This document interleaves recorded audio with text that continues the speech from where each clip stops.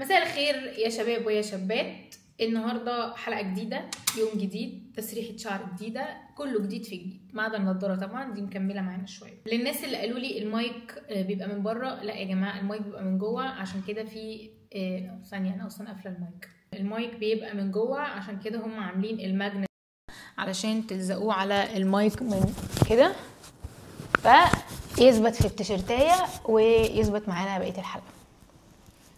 بمناسبة الحاجات الجديدة انا جبت النوت بوك دي عليها حرف الان، بجد كيوت قوي، بتاع من فتح الله جنب البيت هنا. سو كيوت، كانت بحوالي 50 جنيه. وجبت معاه فتح الله جامد قوي الصراحة يا جماعة. انا من الاماكن المفضلة بالنسبة لي هي فتح الله. لا تقولوا لي بقى سبينيز ولا سعودي ولا فتح الله. فتح الله ده منجم دهب بالنسبه لي، ممكن اقعد جوه 4 ساعات كاملين. النهارده كنت جايه بقى اكلمكم عن ايه؟ جايه اكلمكم عن تجربه هي بالنسبه لي الصراحه تجربه مريره بشعه، مش هعملها تاني في حياتي. بكرهها، بكره المكان اللي انا كنت فيه، بكره اللي انا كنت بعمله، بكره كل حاجه في الموضوع. بس ده ما يمنعش ان انا اتعلمت منها كتير قوي. اللي منكم متابع هذه القناه اللذيذه اللطيفه، اتكلمت قبل كده على ان انا رحت بنسلفانيا واشتغلت في مول واتسرقت بقى وكده، وكنت بحكي الموضوع على انه قصه وقلت الحاجات النيجاتيفز اللي فيها اكتر، عشان انا بالنسبه لي كنور ما كانش فيها اي حاجه بوزيتيف. بس لما بفكر دلوقتي بلاقي ان انا اتعلمت حاجات كتير قوي في السيزون بتاع الكريسماس ده، لان دي كانت حاجه اول مره اعملها، اول مره اجرب اصلا نوع الشغلانه ده، فتعلمت منه. ولكن انا مش هعمله تاني ومش هعمله برمته، يعني مش هعمل اي حاجه كان ليها علاقه بالموضوع. يعني لا هشتغل مع حد من صحابي، لا هروح مكان بيزد على ريكومنديشن بتاعت حد من صحابي، مش هروح غير لما اسال على تفاصيل كل حاجه تهمني انا بكل التفاصيل. يعني لو المكان ده مثلا جايب لي اكوموديشن، جايب لي مكان اقعد فيه الفتره دي، فانا هسال على كل تفاصيل المكان. لو في اي حاجه بروفايدد، اكل شرب اي حاجه هسال عليها، المواعيد بتاعت الشغل هسال عليها، طبيعه الشغل هسال عليها. انا طبعا ما عملتش الحاجات دي لانه الشغل ده جاء عن طريق صديق، فانا كنت يعني ايه بتعامل انه عادي، اي حاجه اي مشكله هتواجهني هحلها، وفي اي حاجه انا عايزه اسال عليها في النص هسال عليها، مش هيبقى في مشكله. بس يا جماعه لما الفلوس بتدخل في النفوس حاجات كتير قوي بتتغير. ونو اوفنس لاي حد انا اشتغلت معاه بهذه الطريقه، ولكن انا كنت صريحه جدا حتى مع هؤلاء الاشخاص اللي هم اصدقائي ان انا عمري في حياتي ما هيكون في بيزنس ما بيني وما بينهم تاني، لا شراكه ولا ان انا اشتغل معاهم ولا يشتغلوا معايا ولا اي حاجه. فيعني بس عشان بدايه الكلام كده تبقى زي الموزه المقشره، انا هحكي لكم النهارده انا ازاي اتعلمت ابيع حاجه عشوائيه جدا وحاجه صعبه جدا ان حد يعرف يبقى شاطر فيها في مده قليله. وده بيزد على كلام ناس كتير قوي اشتغلوا نفس الشغلانه وباعوا نفس البرودكت اللي انا كنت ببيعه ده، وكلهم قالوا نفس الكلام. يعني ده برودكت لازم تفهمه قوي عشان تعرف تبيعه، بلس البيئه اللي انت بتبقى محطوط فيها عشان تبيع ما بتبقاش احسن حاجه ليك انت كشخص بيبيع يعني. والناس اللي انت بتتعامل معاها برضو ما بتبقاش احسن حاجه، لان انت بتبقى هشرح لكم طبيعه الشغلانه وهشرح لكم انا اصلا كنت بعمل ايه. انا كنت شغاله في المطعم عادي جدا، وجاء صديقي ده قال لي احنا لما بندخل على سيزن الشتاء في المطاعم عامه الدنيا بتبقى سلو قوي وما بنعملش فلوس زي ما بنعمل في الصيف او في بقيه المواسم. وانا كان فاضل لي فتره صغيره وارجع مصر، فصديقي ده قال لي ما تاجلي تذكرتك، انا عامل مشروع صغير في مول في ولايه تانية، هنقعد السيزن بتاع الكريسماس كله وقبله بشهر كمان هنبيع هذا المنتج اللي انا ما اعرفش عنه اي حاجه، وبعدين خلاص خلصي وانزلي مصر. فقلت يا بنتي يا نور، انتي بساعه ما جيتي امريكا يعني معظم تجاربك كانت ليها علاقه بالمطاعم اكتر، اشتغلت في الهيلث كير شويه، ولكن تجربتي برضو بعتبرها ان هي ايه، ما عرفتش اوسع الدنيا قوي يعني. فقلت خليني اجرب مش هخسر حاجه، والموضوع هيبقى صعب قد ايه يعني. بضرب نفسي بالاباب ولا اسمه ايه. المهم يعني انا طبعا زي ما قلت لكم ما سالتش على اي حاجه، سالت على حاجات بسيطه قوي اللي بنسال عليها في اي شغل، اللي هو هاخد كام، هشتغل كام ساعه، فين كده يعني. طبعا ممكن تبقوا ترجعوا تاني للفيديو اللي حكيت فيه عن التجربه بتاعتي في بنسلفانيا دي، وانتم ممكن تفهموا حاجات اكتر في الجانب الاخر من الموضوع كتجربه كامله. انما انا النهارده هتكلم على ازاي عرفت ابيع هذا المنتج الغريب العجيب، وانا ما اعرفش اي حاجه ولا عن البيع ولا عن المنتج ولا هبيع لمين، ولا بعرف ابيع اصلا ولا اي حاجه. المهم انا كان اول يوم شغل كان هيبقى يوم 1 نوفمبر. اوكي يا جماعه هنعمل ايه؟ نور دي البضاعه بتاعتك، انت هتبيعي هذه الاشياء اللي انا كانت بالنسبه لي بجد، انا لو ما كنتش عملت سيرش وحد قال لي ايه ده، انا لو كنت قعدت بصيت على الحاجه اللي انا ببيعها دي 20 سنه ما كنتش هفهم برضو ده ايه. كانت بالنسبه لي ميداليات، يعني انا هحط لكم صورتها، هي حاجه اسمها اورنمنتس. اوكي انا ما كنتش اعرف ايه الاورنمنت دي، انا بالنسبه لي دول شويه ميداليات، واسعارهم خزعبليه جدا بالنسبه لان هم ميداليات. يعني ايه ميداليه ب$20 وب$25؟ ارخص واحده كانت تقريبا ب$15، ده من غير الضرايب.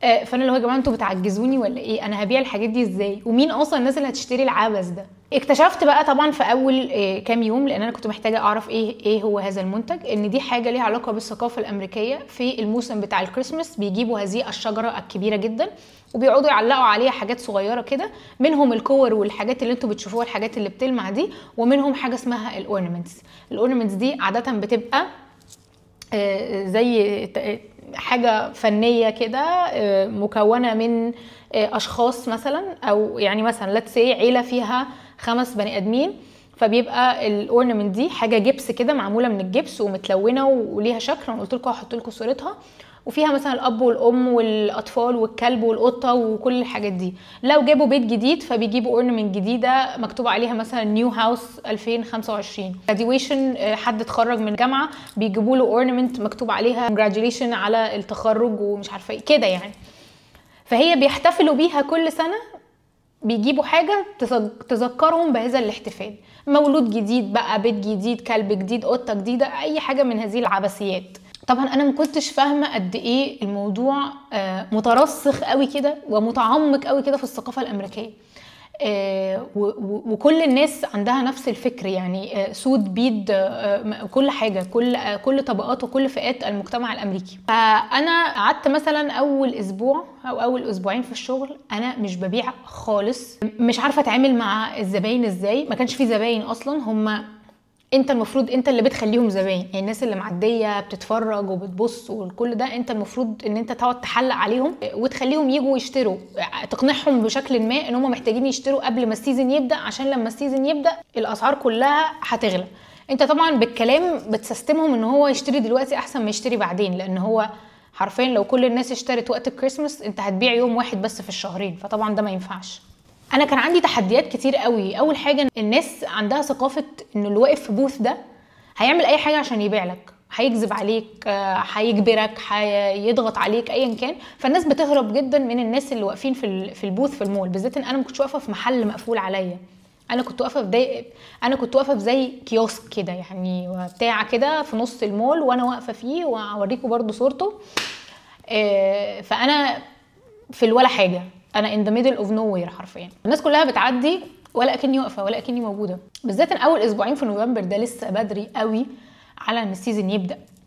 بس للاسف معظم المولات ما بترضاش تاجر لك في الوقت بس بتاع السيزون، يعني ما بترضاش تاجر لك ديسمبر بس، لازم تاخد معاها شهر قبل او شهر بعد، ما هو لازم يبيع هو كمان، المول نفسه لازم يستفيد.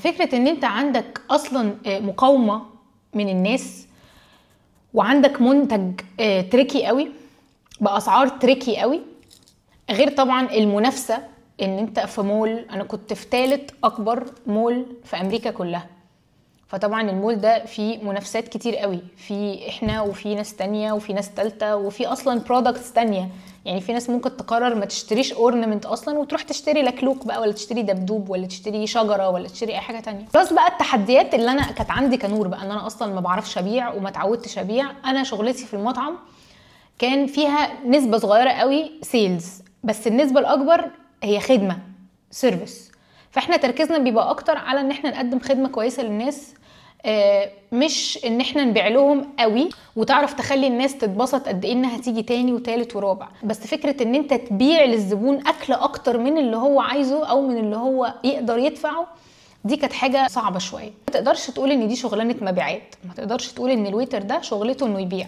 هو شغلته انه يقدم خدمه كويسه ويحاول باكبر قدر يقدر يحاول بيه ان هو يبيع لك حاجه زياده شويه عن اللي انت عايزه، يديك اقتراح يديك حاجه احسن بديل، فالبديل ده ممكن يبقى اغلى شويه كده يعني. انا كانسانه عندي ضمير، انا ما كنتش بعمل كده الصراحه. انا كنت باجي باخد الاوردر شكرا هو ده. وفعلا لو عندي اقتراح احسن، لو هم ناس كتير مثلا ممكن ارجح لهم حاجه ممكن تبقى ارخص اصلا من اللي هو طالبها، بس يعني ده اللي انا كنت بعمله. وانا عارفه ان في ناس كتير قوي في امريكا شغاله في البيع دلوقتي، بلس الناس اللي لسه عايزه تروح وتشتغل في البيع برضو. وحاجه كومن قوي ان الشباب دلوقتي مثلا في اماكن زي وايلد وود، في مكان في نيو جيرسي اسمه وايلد وود، مكان اسمه سي سايد، وفي اماكن تانية في ولايات تانية زي مثلا فيرجينيا بيتش، في اماكن كده اللي هي ليها طابع سياحي شويه، طابع بحر فيكيشن. دي بتبقى مليانه محلات تيشرتات، محلات بقى اكل، محلات كل حاجه. طبعا الشباب اول ما بينزل امريكا بيروحوا على هذه الاماكن لان هي موسميه، يقدروا يشتغلوا مثلا 3-4 شهور في الصيف، بيعملوا لهم مبلغ محترم وبيمشوا. صحاب الاماكن دي بيعتمدوا بنسبه كبيره ان اللي شغالين عندهم يبيعوا اكبر قدر من، او يعملوا اكبر قدر من المبيعات يقدروا عليه، والشاطر هو اللي بيفضل، واللي مش شاطر للاسف بيمشوه لان عندهم كتير قوي، في شغيله كتير قوي عايزه تشتغل. فالفيديو ده ممكن يفيد هذه الفئة من الناس، واي حد عامة عايز يشتغل في المبيعات، يعني ازاي يقدر يتعلم حاجة من الصفر ويبقى شاطر فيها في وقت قليل قوي. فطبعا انا اول اسبوعين دول اكتشفت ان انا لو فضلت زي ما انا بنفس الطريقة اللي كنت بتعامل بيها في اول اسبوعين، انا البوث اللي واقفه فيه ده هيخسر، مع ان انا كده كده قابضه مرتبي، لان انا الديل بتاعي كان ان انا هقبض anyways. بس معظم اللي بيشتغلوا هذه الشغلانه بيبقوا كوميشن بيزد، يعني لما بيبيع بياخد كوميشن على اللي هو باعه.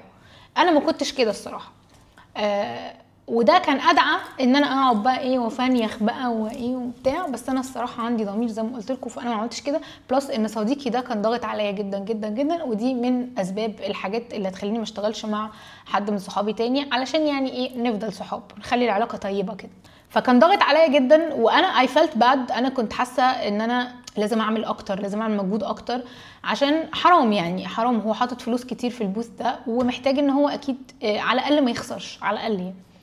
فبدات ان انا اغير الطريقه اللي انا ما كنتش ببيع اصلا ابتديت اغير الطريقه اللي انا فيها بقى كلها على بعضها. اول حاجه بدات افهم البرودكت كويس جدا جدا جدا، ومدى عمقه في الثقافه الامريكيه، قد ايه الناس كل سنه فعلا بيحطوا فلوس على جنب للموسم بتاع الكريسماس ده، علشان الاورنمنتس وعشان الهدايا وعشان الشجر وعشان الزيارات العائليه وكل الحاجات دي. انا كل ده الصراحه، انا بص عشت في امريكا قد ايه وما كنتش فاهماه، ولا عمري فكرت، ولا كان عندي فضول اعرف ايه موسم الكريسماس ده بيمثل لهم ايه بالظبط يعني. اكتشفت انه لا، دول هم بيحطوا فلوس على جنب فعلا كل سنه ديديكيتد بس للحاجات دي. تاني حاجه اكتشفتها ان الاورنمنتس دي هي مش مجرد حاجه بتتجاب عشان تزوق الشجره، اكتشفت ان الاورنمنتس دي حاجه بيجيبوها لما حاجه جديده بتحصل في حياتهم، فرد جديد من عيله بيزيد وكده، زي ما قلت لكم في اول الفيديو. فدي حاجه ممكن استخدمها وانا ببيع. تالت حاجه اكتشفت ان الموضوع بيبقى زياده قوي عند ناس معينه، فئه معينه، وهم الامريكان البيض.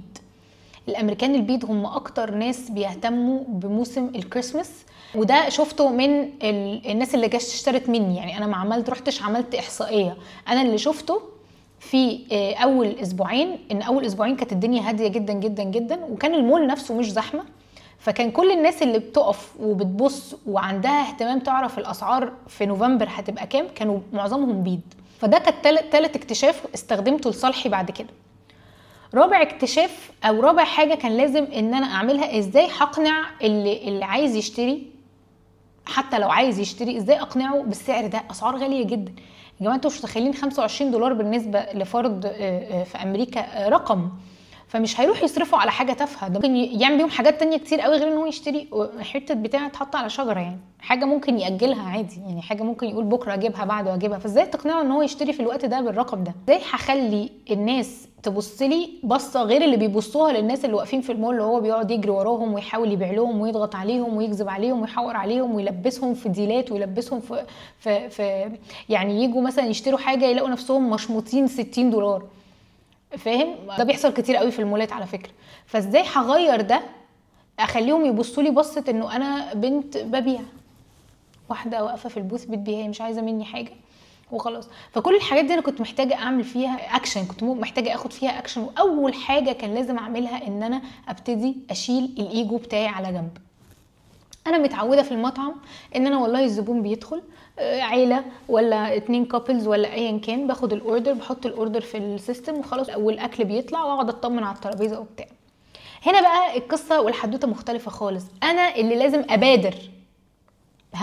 انا لو استنيت الزبون هو اللي يجي ويقف ويختار البضاعه ويجي على الكاش ويحاسب، انا مش هبيع، بنقفل ونروح بقى. فكان لازم ابادر، وجزء كبير من المبادرات اللي انا هبادرها دي هتتقابل لا شكرا، ثانك يو، ام جاست لوكينج، مش عايز، مش دلوقتي، نوت يت. وممكن اصلا اللي يمشي يبص لك بقرف ويمشي، ممكن اللي يمشي ما يردش عليك اصلا، ممكن اللي بالعكس بقى يهاجمك او يبقى خلاص بقى هو قرفان من الناس يمكن اللي بتحاول تبيع له، فمش عايز حد يكلمه اصلا. فكان لازم اتعود واتقبل فكره الاحراج، ان حد يحرجني او ان حد يقول لي لا او ان حد يريجكت عامه ان هو اصلا يتكلم معايا. لما غيرت تفكيري وبقيت اخد الموضوع بشكل شخصي، كنت الاول بتضايق قوي لما احاول مثلا اقول لحد جود مورنينج وود يو لايك تو باي سمثينج مش عارفه ايه، الاقيه بيبص لي كده مش عارفه ايه، امشي فاهم، اقعد اشتمه في سري. ما بقيتش بعمل كده، بقيت اتعامل معاهم على ان هم دولارات ماشيه على الارض، خلاص الدولارات دي جت، الدولارات دي راحت. ما والله ما انت لازم تفكر كده، عشان انت لو هتبقى حساس في كل معامله انت مش هتبيع فعلا، او مش هتبيع غير اللي جاي بقى وفعلا عايز يشتري. فشلت الايجو خالص من حساباتي، وقررت، اخدت قرار مقصود كده ان انا مش هتحرج، لان الناس دي انا ما اعرفهاش ولا هم يعرفوني، فما فيش اي داعي ان انا اتحرج يعني. تالت حاجه اكتشفتها وانا بتمشى في المول عامه، ان دايما اللي بيبقى قاعد في البوث وحزين كده وماسك تليفونه وعمال يقلب فيه وسايب الدنيا تضرب تقلب حواليه، ده اقل واحد فعلا بيبيع، واقل واحد الناس يعني حتى لو واحد جه وقف عنده واتفرج مثلا وما خدش البضاعه وراح يحاسب على الكاش، ممكن يبقى قاعد الشخص ده اللي هو بيبيع وما يدروش اي اهتمام. انا لما قعدت ابص كده واتفقد الوضع حواليا واشوف بقيه الناس اللي واقفه على البوث، كان في بوث كتير قوي في المول، فكنت بشوف الناس بتعمل ايه. كنت بلاقي اللي مشغول وعمال يظبط في البضاعه بتاعته ويحنتف فيها وينظف الديسك بتاعه ومش عارفه ايه. احنا كنا بنرسم كمان، كنا بنكتب يعني على الاورنمنتس دي بقلم كده معين وبتاع. ففي اورنمنتس ممكن تكون كاتب عليها حاجات اوريدي كده كده الناس كلها هتاخدها مثلا السنه اللي احنا فيها، السنه اللي احنا فيها لتس 2025 كنت كده كده بكتبها على معظم الاورنمنتس، ولو حد عايز بقى يزود اسم او حاجه جنبها ببقى بكتبها ساعتها. فبقعد بقى اجيب كتله اورنمنتس كده جنبي واحطهم جنبي على الديسك، وطول ما انا قاعده عماله بكتب عليهم وام كيبينج ماي سيلف بيزي، حتى لو اتس فيك، حتى لو انا فعليا ممكن اقعد ما اعملش حاجه، بس انا هقعد وهعمل حاجه وهفضل طول ما انا قاعده اقعد الف حوالين البوث. لان الناس when they see ان انت you're busy، معرفش هي الناس عندها حاجه، هي حاجه نفسيه، حاجه ليها علاقه بالكاستمر بيهيفير، يعني حاجه في طريقه او في نفسيه المشتري. لما بيلاقيك مشغول ومهتم بحاجتك او بتعمل حاجه وكده، he is more likely ان هو يجي interrupt you ويسالك على حاجه او يبقى عايز يشتري فعلا. ولما عملت كده فعلا بلاقي ناس كتير قوي بتيجي وانا واقفه وتسالني، وفكره ان انا واقفه مش قاعده دي لوحدها برضو بتاخد الموضوع في حته تانية. فكل ده انا بدات اعمله. تالت حاجه بقى ودي الاهم، هو التفاعل نفسه اللي بيحصل ما بينك وما بين الزبون. هو اول ما بيجي ممكن يسال على سعر الحاجه ويبقى عايز يسال على سعرها ويمشي، ممكن يجي ويبقى بيسال لو في حاجه معينه موجوده، ولما يعرف انها سواء موجوده او مش موجوده برضه ويمشي، فعلا مش في نيته ان هو يشتري. انت لازم تحول الانترست اللي عنده ده لنيه للشراء، وبعدين لمعامله شراء، ان هو يسوايب الكارد بتاعه. طب هتعمل كده ازاي؟ انت لازم في الكام دقيقه اللي انت واقف معاه دول لازم تصاحبه، ولازم تغير الموضوع.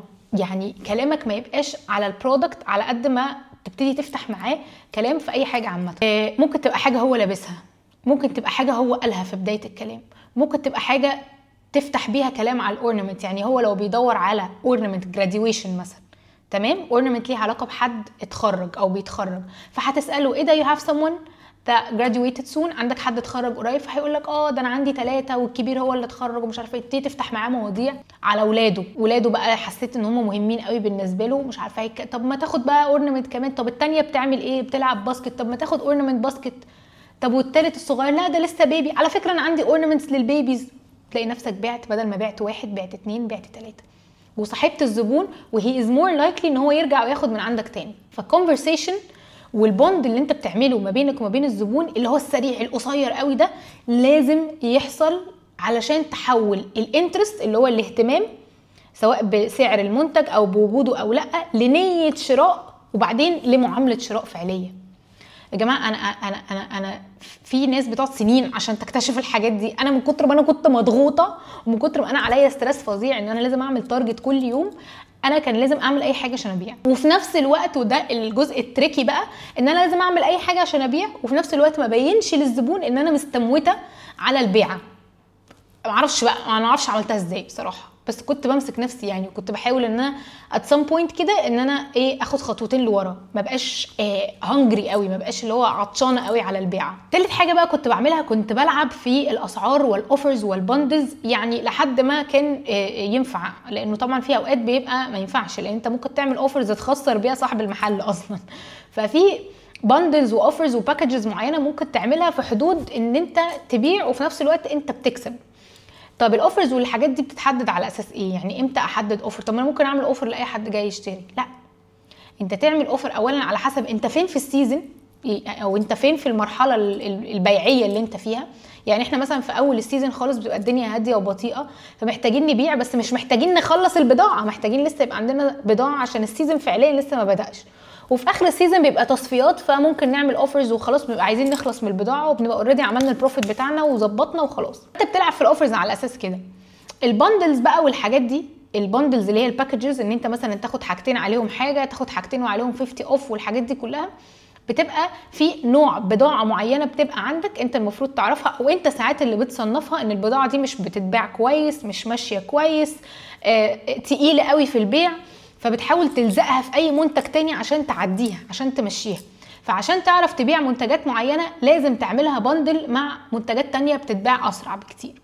فاحنا مثلا كنا بنبيع حاجات تانية غير الاورنمنتس. كان في شمع كده معمول في بتاعه كده ازاز كلير، والشمع ده كان جل، كان عامل شبه الجيلي كده، كان شكله حلو قوي بس هو تقيل قوي في البيع لانه اولا كبير قوي وتقيل، فالناس وهي بتعمل شوبينج ما بتبقاش عايزه تشيل حاجه تقيله معاها. تاني حاجه كان غالي جدا، فكنا لازم نلزقه في الاورنمنتس او نلزقه في اي بضاعه تانية عشان نمشيه. فانا كنت بقى بلعب على الحته دي. طبعا انا كل ده فهمته لوحدي. صديقي ده الله يمسيه بالخير رماني في البحر وسابني اعوم وانا الحمد لله ما غرقتش، بس الحاجات دي كلها انا اتعلمتها. لسه في تاني ثانيه واحده، في حاجه بقى مهمه قوي اتعلمتها في البيع، ان الزبون لما بيمسك الحاجه لو طلعها ومسكها في ايده، في النسبه بتاعت ان هو يشتري الحاجه بتروح من زيرو حرفيا ل 90%.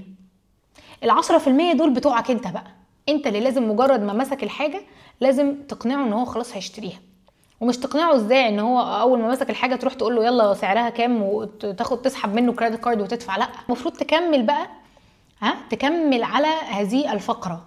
يعني لو هو بيمسكها في ايده قول له على فكره انا عندي منها السودا كمان، فيجي يمسك السودا يقول له فيبقى ماسك بقى السودا والاورنج، فانت تقول له طب ايه بقى عايز السودا ولا الاورنج؟ هو كده دخل في حته تانية خالص، هو كده خلاص انت اشتريت يا معلم، انت بس محتاج تنقي اللون عشان ندفعك ونلفها لك ونخلص.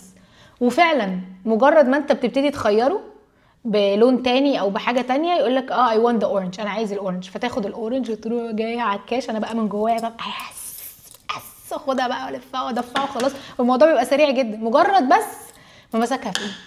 لو زبون تاني بقى ما مسكهاش اصلا في ايده، انا بعمل ايه؟ لو هو لسه بيتفرج انا بروح بشيلها من على العلاقه بتاعتها وابتدي امسكها في ايدي وابعدها شويه عنه، فهو يبقى عايز يقرب فاقول له يو كان هولد ات، فاديها له في ايده ويمسكها في ايده ويقعد يبص عليها من قريب قوي، خلاص الموضوع انتهى. طبعا لو زبون عندك بقى هياخد اكتر من حاجه، عنده استعداد ياخد اكتر من حاجه، طبعا انت ده بتحاول يا اما توهمه ان انت هتعمل له اوفر يا اما بتعمل له اوفر فعلا. وليه بقول لكم ان انت توهمه ان انت هتعمل له اوفر؟ لان في البيع والشراء بالذات في الريتيل اللي اكتشفته ان مفيش حاجه اسمها اوفر، مفيش حاجه اسمها ديسكاونت، ومفيش حاجه اسمها 50% اوف والكلام ده كله. دي كلها خزعبلات، حاجات محسوبه كويس قوي very very calculated. ان في الاخر اوعى تفتكر انه صاحب المكان او صاحب الشركه او الشركه او ايا كان الجهه اللي بتبيع انها ممكن تيجي على حساب مكسبها علشان تديك اوفر. فيا اما المنتج ده بيبقى اوفر برايسد قوي قوي قوي قوي، يعني هو اصلا سعره 25 ده بالمكسب بكل حاجه وهو حاطه ب50، بروفيت مارجن هو بيلعب فيه عشان يزود مكسبه. انما هو مكسبه الحقيقي الاصلي اللي هو حاسب عليه ده هو مظبطه خلاص وضمنه. اللي انت بتاخده بقى بيبقى مجرد ان هو بينزل السعر لسعر اكتر واقعيه مش اكتر. فكل الحاجات دي خزعبلات، واللي اشتغل في الريتيل او اللي ان شاء الله يشتغل في الريتيل هيفهم كويس قوي ان الديسكاونتس والكوبونز كل الحاجات دي خزعبلات. والمفروض ان انت ما تشتريش اي حاجه فول برايس، ما تشتريش اي حاجه غير لما سعرها ينزل، لان ده بيبقى سعرها الحقيقي المنطقي اللي انت المفروض بقى تدفعه. تاني حاجه برضو بتعمل عليه على اساسها الاوفرز والباكجز والحاجات دي، لو انت يوم بطيء جدا في البيع وما بعتش اي حاجه وبتبقى محتاج تستر نفسك باي حاجه، ساعتها بتضرب لك اوفر واوفرين، بندلين، باكجين، علشان بس ايه تعدي ليلتك. يعني لازم تفهم ان كل عميل معدي بص على البوث بتاعك او بص على البرودكت بتاعك او عدى من جنبه كده ولمحه وبص له بص اكتر من ثانيتين، ده عميل محتمل ودي بيعه محتمله. فانا كنت ببص لها بصت انه انا مش انا بعت بكام، لا انا خسرت كام النهارده، في كام عميل عدى وبص وفي كام عميل عدى ووقف حتى لو وقف ثانيتين وما اشتراش. لما غيرت العقليه بتاعتي من انا عملت كام لانا ما عملتش كام النهارده او انا كنت ممكن اعمل كام النهارده، الاتيتيود بتاعي في البيع اتغير جدا جدا جدا. والاتيتيود في البيع is everything. you have to be nice with everyone. انتوا مش متخيلين الكلمه بتفرق ازاي في البيعه، وان انت تفتح conversation مع الزبون وتبقى لطيف معاه وتحاول اكنك مهتم بشخصه هو، وانت طبعا مش مهتم بشخصه، مش عشان حاجه، عشان انت لو هتهتم بشخص كل حد معدي انت مش تخلص. ده لازم يبقى اتيتيود عام انت بتتعامل بيه، انما انت طبعا مش هينفع تكون مهتم بشخص كل حد معدي قدامك. لما اللي بيشتري يحس منك بهذا الاحساس، انت اكنك بتعمل له personalized experience زي اللي بتتعمل اونلاين بالظبط. زي ما انت بتدخل على امازون ويكتب لك فوق هالو نور ومش عارف ايه وتحس ان هو بيبيع لك انت بس في العالم كله، الزبون اللي بيشتري برضو من الفيزيكال ستورز على فكرة هو كمان عايز يحس بده، لان هو مش قادر يفرق at this point ما بين التجربة الاونلاين والتجربة الفيزيكال، هو عايز نفس النتيجة في الاخر. فانت لازم تديله هذا الاحساس عشان تعرف تبيع. ده لو انت عايز تكون بياع شاطر، انما لو عايز تمشي حالك ف هتمشي حالك. طيب في تكنيك برضو انا كنت بعمله كده في الايام البطيئة المريرة، وهي ان انا اعطل الزبون اللي قدامي. والله مش حاجات دي جماعة مش حاجات وحشة، دي تكنيكس في السيلز. ليه بقى؟ انت لما تعطل الزبون اللي واقف قدامك بيقف قدامك اطول فترة ممكنة لحد ما انت تخلصه وتمشيه.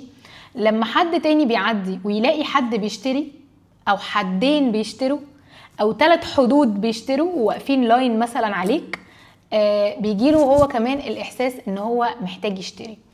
وانتوا مش فاهمين قد ايه الامريكان بيحبوا يقفوا في اللاينات. انا لما اشتغلت في البلاك فرايداي في المول، طبعا ده اوحش مكان بني ادم ممكن يكون فيه يوم البلاك فرايداي، عرفت قد ايه الامريكان بيحبوا، الشعب ده بيحب اللاينز قوي. يعني حرفيا كل الحاجات اللي هم كانوا واقفين عليها لاينات واللي كانوا بايتين لها في الجراج من قبلها بيوم، كلها حاجات ممكن يطلبوها اونلاين وتجي لهم لحد البيت. وكمان بقى يقدروا يقارنوا ما بين الاسعار والسيل، هنا في سيل هنا مفيش. ايه اللي يخليك تضرب المشوار لحد المول عشان تقف في اللاين بتاع ابل ساعه ولا ساعتين ولا 3 ولا 4 ساعات، ولا اللاين بتاع محل اللي هو اجز بتاع الاجز بتاع البوتس؟ بيبقوا واقفين بقى مش واحد لا ده هو عيله كامله واقفه عشان البنت الصغيره عايزه تشتري اج، ان البنات هناك مهووسين بالاجز بالذات في الشتاء. يعني فهمت فعلا ان الشعب ده بيحب اللاينز قوي. فبقيت احاول على قد ما اقدر ان انا لما ما يكونش عندي ضغط احاول اكرييت الفيك ضغط ده او الفيك لاينز. فيك لاينز بتجيب لاينز، يعني طول ما في ناس واقفه متجمهره عليك في ناس اكتر هتيجي تتجمهر، لان بيجي لهم احساس انه في حاجه ناقصاه، في حاجه هو هيفوتها. هو ما عرفش، هي برضو حاجه ليها علاقه بالسلوكيات المشتري يعني. ودي حاجات برضو من الحاجات القيمه قوي اللي عرفتها. وفي حاجه كمان برضو هقولها لكم بصراحه، هي خدعه كده يعني مش عارفه اقولها لكم ولا لا، بس انا كان عندي درج كده. الدرج ده كان اي حاجه في منها كتير قوي على العلقه كنت بشيل منها شويه، بالذات الحاجات اللي مش بتبيع كويس. كان في اورنمنتس هي بتبقى غاليه شويه، اللي هي بتبقى معديه $20، عاده مش بيعها ما كانش كويس لانها غاليه. كنت بشيل نصها واكتر من نصها واسيب واحده او اتنين بس على العليقه. ليه؟ عشان اللي معدي ويلاقي كتير ويلاقي بضاعه كتير ويقول هبقى اشتري بعدين، او هشتري قبل الكريسماس بيومين، او هشتري مش عارفه ايه الاسبوع الجاي، يبص يلاقي فيه اتنين بس فيقول ده شكلهم بيخلصوا، لا ده انا اقف اخد لي واحده دلوقتي، لان انا ممكن لما اجي تاني ما الاقيهمش موجودين او يكونوا غليوا اصلا عن الاسعار اللي موجوده دلوقتي. فاول ما يخلصوا والعلقه تفضى او يبقى فاضل فيها واحده اقوم مزوده عليها واحده او اتنين تانيين. بس ما كنتش بعمل كده في كل البضاعه بصراحه، كنت بعمل كده في البضاعه اللي غاليه وتقيله في البيع بس. واخر حاجه بقى احب اقولها لكم، ان انت لما تفرق كويس قوي انت بتتعامل مع مين، لازم تبقى فاهم كل شريحه في الناس على الاقل اللي انت عايز تبيع لها او اللي انت مهتم ان انت تبيع لها، كل شريحه بتفكر ازاي، عايزه ايه، وايه اهتماماتها، بيتكلموا ازاي. ان مثلا في عندك السود بيحبوا يهزروا وصوتهم عالي، وانت اول ما بتتعامل معاهم لما تتعامل زيهم كده وتمرر طريقتهم في الكلام وتمرر الاكسبريشنز اللي بيقولوها، هم يبتدوا يحسوا ان انت قريب منهم اكتر و they are more likely ان هم يشتروا منك. حتى لو في بوث تاني بس هم they're more likely ان هم يختاروك انت عشان يشتروا منك، عشان هم they like you.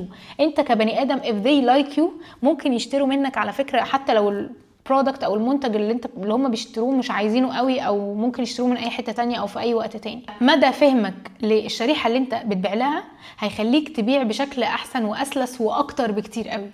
ايه اللي جاي يشتري ده؟ معاه طفل ولا معهوش؟ معاه مراته ولا معهوش؟ جاي لوحده؟ جاي من ولايه تانية فعايز يجيب كل حاجه، عايز يشتري كل حاجه مره واحده. عميل وهو بيتكلم معاك ممكن يديك اسرار كتير قوي ومفاتيح كتير قوي انت ممكن تستخدمها في البيع. كل ما تعرف او كل ما تعرف تخلي العميل يتكلم اكتر، كل ما تعرف تبيع له اسرع واسهل بكتير. انا بجد استفدت قوي قوي قوي من التجربه دي، مع اني بقول لكم انا مش هكررها تاني. وحتى لو قررت فكره كونسبت ان انا ابيع حاجه في يوم من الايام هتبقى حاجه بتاعتي. يعني انا تخيلت نفسي، انا بذلت مجهود كبير قوي بصراحه في البوث ده، والبوث ده الحمد لله نجح جدا وعمل بريك ايفن وعمل ربح كمان زياده عن اللي كان متوقع منه. فانا في يوم من الايام لو بعت حاجه هتبقى حاجتي، هحط فيها كل مجهودي، هجيب اخري حرفيا في كل بيعه، لان هو الموضوع فيه فلوس، بس زي ما قلت لكم هو دمه تقيل، بالذات لو في حد ضغط عليك. بس لو انت اللي ضغط على نفسك بتبقى الموضوع على الاقل انا بتعب لنفسي، على الاقل فاهم فلوس دي راحه جايه في جيبي. هو ده بس اللي انا هغيره لو عدت التجربه دي مره تانية. اتمنى تكونوا استفدتوا من هذه التجربه ومن هذا الفيديو. والتجربه بتاعت بنسلفانيا دي كانت تجربه متعدده الابعاد ومتعدده الاستفادات في نفس الوقت. لو عايزين تعرفوا اي حاجه عامه اكتر عن هذه التجربه بالتحديد اكتبوا لي في الكومنتس، وانا I will be more than happy ان انا اعمل لكم فيديو تاني على اللي انتوا بتسالوا عليه. وشكرا والسلام عليكم ورحمه الله وبركاته.